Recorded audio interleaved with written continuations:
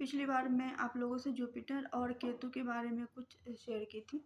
आज मैं जुपिटर और राहु के बारे में कुछ बताना चाहूँगी कि अगर किसी व्यक्ति के कुंडली में जुपिटर और केतु का कंजंक्शन है, तो कैसे उस व्यक्ति के जीवन को ये जो कंजंक्शन है कैसे प्रभावित कर सकता है।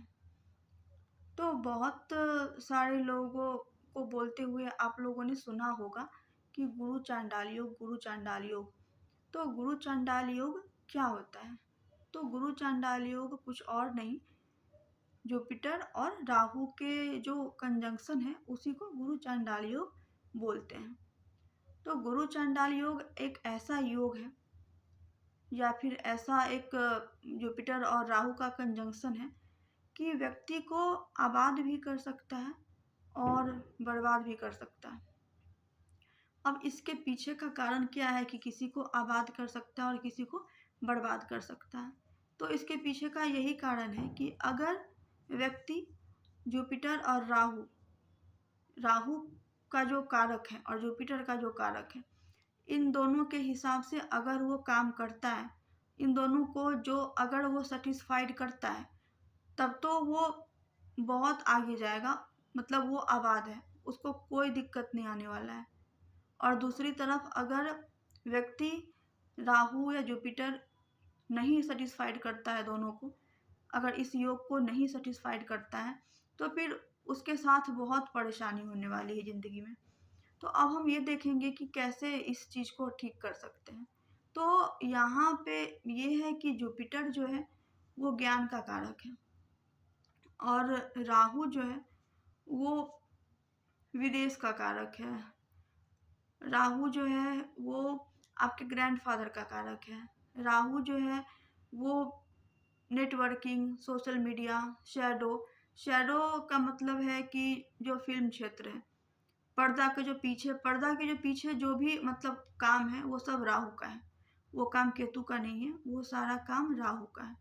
तो आप उसके हिसाब से काम कीजिए। अगर आपको अपना प्रोफेशनल लाइफ सेट करना है और आपके कुंडली में जुपिटर और राहु का कंजंक्शन है, तो आपको राहु का जो क्षेत्र है आपको उधर जाना चाहिए।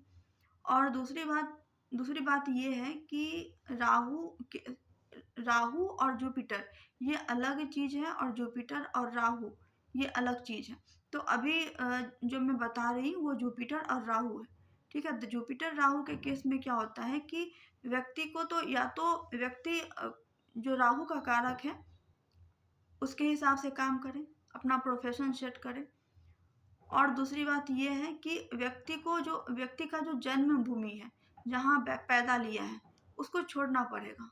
अगर व्यक्ति चाह रहा है कि जहाँ वो पैदा लिया है वहीं पे रहकर वो काम करेगा, तो वो कभी भी सफल नहीं हो पाएगा, क्योंकि राहु कारक ही है विदेश का।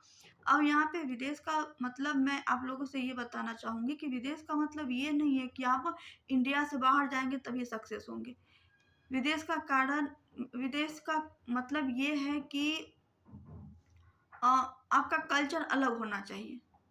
तो कल्चर अलग होने के लिए आप ये भी तो कर सकते हैं, जैसे आपका जन्म नॉर्थ इंडिया में है तो आप साउथ इंडिया चले जाइए, क्योंकि साउथ इंडिया का कल्चर बिल्कुल ही अलग है। तो आप वहाँ पे जाइए, वहाँ पे आप कुछ भी काम शुरू कर दीजिए, जॉब करना है या फिर कुछ भी करना है तो वहाँ पे कीजिए, आपको कोई दिक्कत नहीं आने वाला है। और एक बात और मैं और बताना चाहूँगी आप लोगों से कि जैसा मैं बोली कि राहु जो है वो आपके ग्रैंडफादर का कारक है और जो जुपिटर है वो आपका जो ब्लेसिंग्स है, जो ईश्वर का कृपा है उसका कारक है, ठीक है। तो अगर आपके ऊपर ईश्वर का कृपा बना हुआ है, तो कहीं ना कहीं वो कृपा आपके दादाजी के द्वारा आ रहा है, क्योंकि आपके दादाजी का जो किया हुआ कर्म है वही आपको मिल रहा है, ठीक है। तो आज के लिए इतना ही, धन्यवाद।